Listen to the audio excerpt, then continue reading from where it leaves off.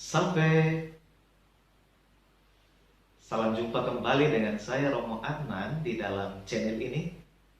Di pagi hari yang indah ini saya akan menyuguhkan renungan yang saya bawakan ini. Semoga Bapak Ibu Saudara-saudari dalam keadaan sehat walafiat. Selamat menonton, selamat berefleksi. Jangan lupa tetap stay at home. Bacaan dari Kisah Para Rasul bab 19 ayat 1 sampai 8. Ketika Apolos masih berada di kota Korintus, Paulus sudah menjelajah daerah-daerah pedalaman Asia dan tiba di Efesus. Di situ didapatinya beberapa orang murid. Katanya kepada mereka, "Sudahkah kamu menerima Roh Kudus ketika kamu menjadi percaya?" Akan tetapi mereka menjawab dia, "Belum, bahkan kami belum pernah mendengar bahwa ada Roh Kudus." Lalu kata Paulus kepada mereka, "Kalau begitu, dengan baptisan manakah kamu telah dibaptis?" Jawab mereka, "Dengan baptisan Yohanes."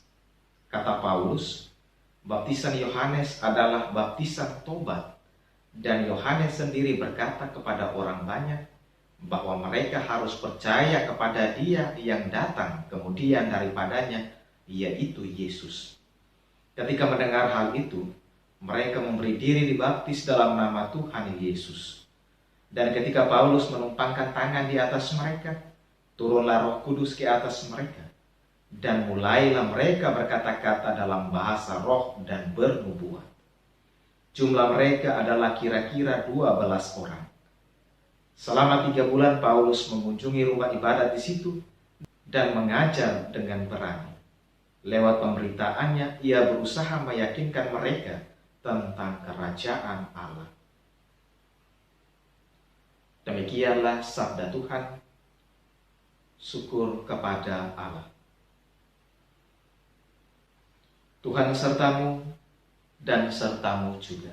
Inilah Injil Yesus Kristus menurut Yohanes. Dimuliakanlah Tuhan. Dalam amanat perpisahannya, Yesus berkata bahwa akan tiba saatnya bahwa ia tidak lagi berbicara dengan memakai kiasan. Maka para murid berkata kepada Yesus, "Lihat, sekarang engkau berkata-kata terus terang dan engkau tidak memakai kiasan. Sekarang kami tahu bahwa engkau mengetahui segala sesuatu dan tidak perlu orang bertanya kepadamu. Karena itu kami percaya bahwa engkau datang dari Allah." Jawab Yesus kepada mereka, "Percayakah kamu sekarang? Lihat, saatnya datang, bahkan sudah datang, bahwa kamu dicerai-beraikan, masing-masing ke tempatnya sendiri, dan kamu meninggalkan aku seorang diri. Namun, aku tidak seorang diri, sebab Bapa menyertai aku.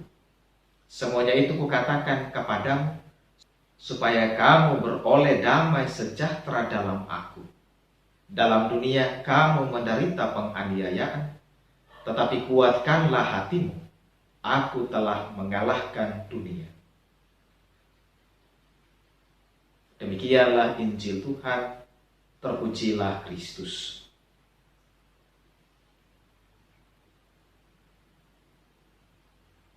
Bapak Ibu Saudara-saudari yang terkasih di dalam Kristus.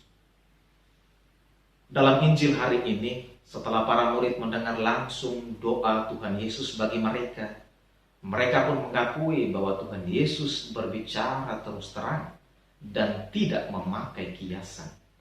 Dan memang Tuhan Yesus sendiri mengakui bahwa ia selalu mengajar mereka dengan memakai kiasan.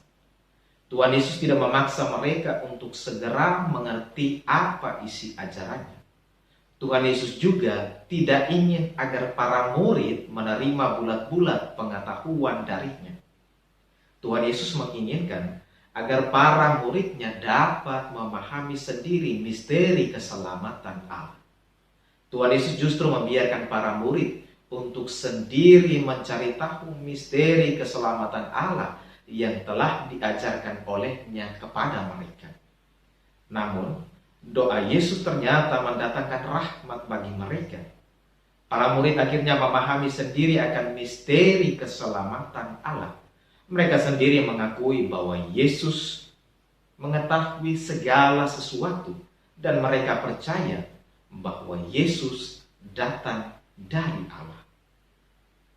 Tuhan Yesus pun mengingatkan mereka bahwa akan datang saatnya, bahkan sudah datang, mereka akan dicerai-beraikan, masing-masing mereka akan ke tempatnya sendiri, dan mereka akan meninggalkan Yesus seorang diri.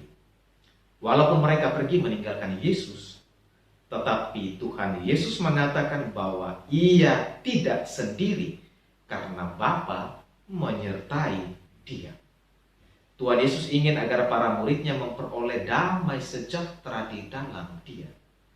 Tuhan Yesus mendorong mereka untuk tidak usah takut dan kuatkan hati, karena di dalam dunia mereka akan menderita penganiayaan. Tuhan Yesus menguatkan mereka untuk terus maju menjadi saksinya, karena Ia telah mengalahkan dunia.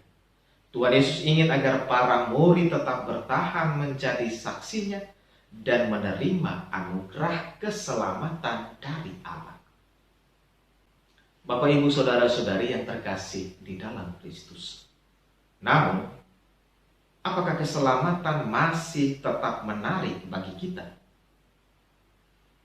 Kata keselamatan ini sering dilupakan di dalam menghadapi kesulitan, ketidakkonsistenan, dan beban hidup, dan secara tiba-tiba menjadi akrab bagi kita lagi. Kata keselamatan itu menyampaikan semua perasaan batas kita, kejahatan kita. Mari kita katakan bahwa ketiadaan adalah milik kita. Dan meskipun demikian, harapan dan tujuan kita di dalam mewujudkan kebaikan dan kebesaran hati untuk merasakan bahwa kita diciptakan untuk. Namun, tampaknya keselamatan tidak dapat kita jangkau karena kita merasa tidak layak. Setidaknya bagi mereka yang minimal punya kesadaran diri, pasti memikirkan hal ini. Dan tampaknya semua usaha kita tidak cukup untuk mendapatkannya. Keselamatan itu adalah Kristus, pribadinya, dan kita tertangkap oleh tatapannya yang dapat mengubah kita. Tuhan tidak selalu mengubah kepentingan kita segera, juga tidak segera memberi kita kemampuan untuk tidak pernah membuat kesalahan lagi, atau bahkan hanya sekedar untuk mengoreksi diri kita. Perubahan yang kita alami pertama-tama adalah kita menyadari kehadirannya yang meletus ke dalam hidup kita dan menarik kita kepadanya. Kita mesti berkata, Tuhan, hari ini saya tidak memiliki apapun untuk diberikannya kepadamu, tetapi ini aku. Inilah yang dapat mengubah segalanya dalam diriku. Atau Tuhan, kami ada di sini, dan untuk alasan ini saya berada di sini. Untuk alasan ini kita perlu berkata, besok aku masih bisa berharap. Bahkan jika hari ini saya tidak punya apa-apa untuk diberikan kepadamu. Kita perlu percaya bahwa perawakan kita sebagai manusia membuat kita menginginkan kehidupan yang lebih bermanfaat. Kita perlu menyadari bahwa ada kebahagiaan yang lebih besar, yaitu hiduplah bergantung pada Tuhan. Kita dapat menyadari kegunaan hidup kita terletak pada kesesuaian dengan Dia, Tuhan yang mencintai kita, di dalam melakukan sesuatu yang bermanfaat bagi Dia yang mencintai kita. Ini berarti menerima keberadaannya, bergantung padanya yang menciptakan kita sekarang. Kita hidup agar Kristus bisa diakui di mana-mana. Kita hidup untuk kemuliaan Kristus. Kita menemukan apa yang sebenarnya kita tunggu saat kita kenal Tuhan. Dalam kejadian di mana Dia datang kepada kita, melalui kemampuannya untuk membuat segala sesuatu yang kita jalani dan menggetarkan. Semua yang kita butuhkan adalah bahwa Tuhan hadir dan menarik kita. Tuhan menghadirkan dirinya ke dalam hati kita. Kita mungkin berpikir bahwa Kristus benar-benar terisolasi dari hati kita. Keselamatan tentu saja menarik saya, tetapi saya memikirkannya menurut model saya sendiri. Segala hal yang baik yang sudah kita miliki sepertinya tidak layak karena kita tidak menyadari akan kehadiran Kristus di dalam hati kita. Bapak, Ibu, saudara-saudari yang terkasih di dalam Kristus, untuk memahami sesuatu secara eksistensial, kita harus perhatikan pengalaman yang kita miliki dengan gejala yang selalu ditawarkan kepada kita. Cara misteri membuat kita mengerti segala hal selalu terjadi di dalam sejarah. Jika kita tidak terbuka untuk mengenali apa yang muncul dari pengalaman kita, jika kita tidak memperhatikan gejala dan mengikutinya, kita tidak akan tersentuh meskipun seseorang harus bangkit dari kematiannya. Zaman sekarang ada orang yang cemburu ketika melihat sesamanya bahagia karena Kristus tidak lagi menjadi titik tolak dalam kehidupan kesehariannya. Lewat kenyataan-kenyataan hidup, Tuhan akan menghancurkan pintu-pintu kenyamanan kita. Bisa saja sakit jantung seperti yang telah kita alami, atau sesuatu yang lain. Karena kita tidak tahu cara apa yang dipakai misteri untuk memanggil kita, atau bagaimana Tuhan akan mendobrak pintu kenyamanan kita dan membawa kita kembali menjaga di depan saat kita pergi dan melakukan sesuatu yang lain. Karena itu, Tuhan akan berinisiatif untuk membuat kita berani pergi meninggalkan formalisme atau rutinitas yang mencekik kita. Apa yang terjadi pada kita, gejala yang kita rasakan dalam diri, terjadi untuk membantu kita mendapatkan kembali awal atau asal mula atau kemurnian asali kita dari sebuah pengalaman. Dan itu yang memenangkan dan menarik kita. Kita mungkin menyadari bahwa Kristus tidak lagi menjadi yang perlu kita tahu, bahwa kita tidak tahu Kristus. Dan karena itu sukacita tidak tampak di wajah kita. Kita melakukan semua hal, tetapi kita tidak berantusias terhadap kehadiran Kristus seperti pada awalnya. Sedangkan pada awalnya tidak begitu. Kristus adalah sebab keberadaan kita. Kristus itu sebab dari kreativitas kita.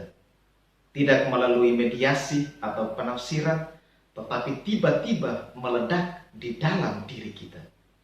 Tetapi yang ini bisa membuat seseorang menjadi Kristen. Kita perlu merasakan semua keinginan Kristus bagi hidup kita.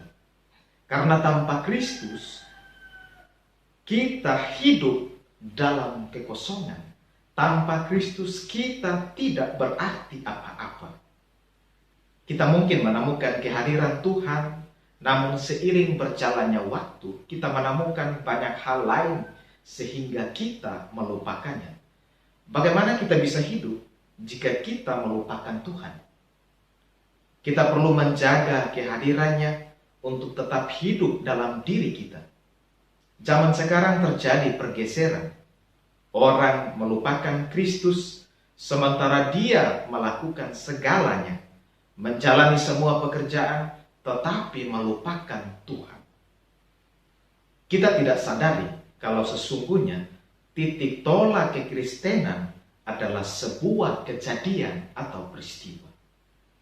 Bapak, Ibu, saudara-saudari yang terkasih di dalam Kristus, titik tolak Kristianitas ada di setiap hubungan dengan suatu peristiwa atau kejadian.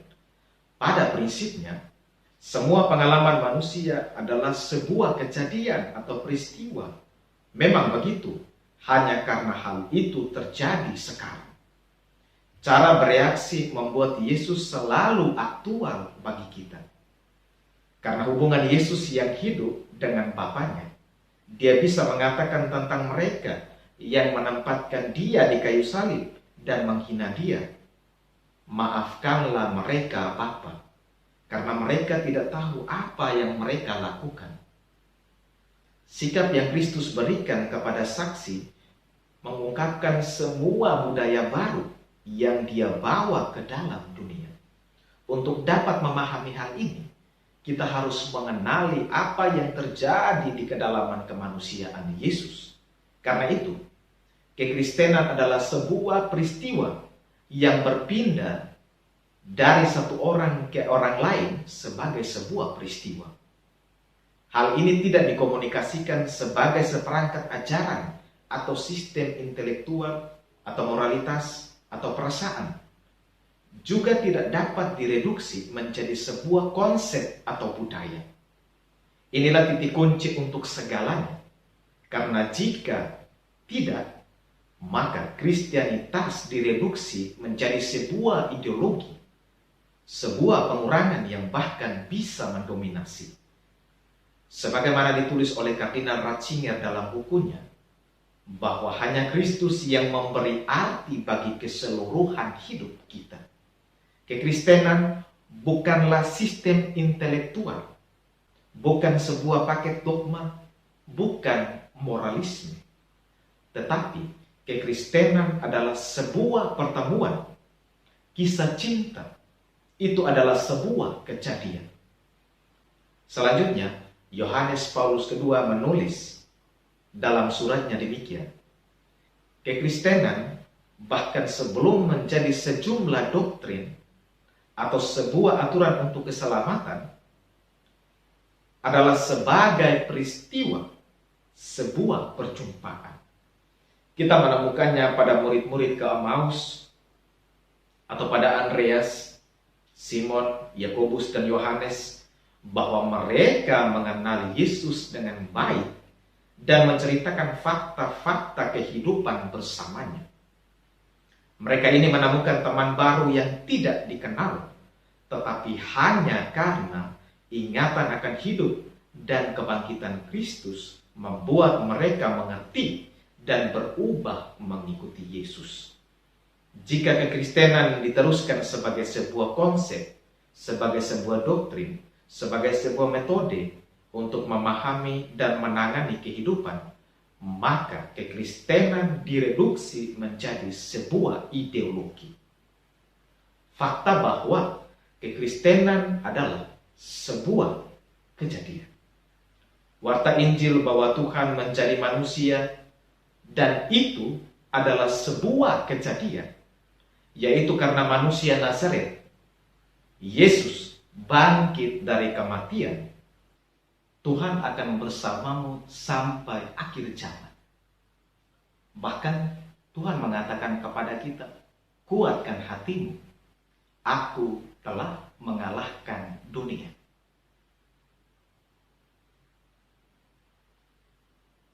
Amin. Selamat pagi, selamat berkarya. Jaga kesehatan dan tetap stay at home. Salve, Tuhan memberkatimu sekalian. Bapak, Ibu, Saudara-saudari yang terkasih, terima kasih sudah menonton video renungan ini. Jika suka dengan video ini, silakan like, komen, subscribe, dan bagikan juga dengan teman-teman kalian.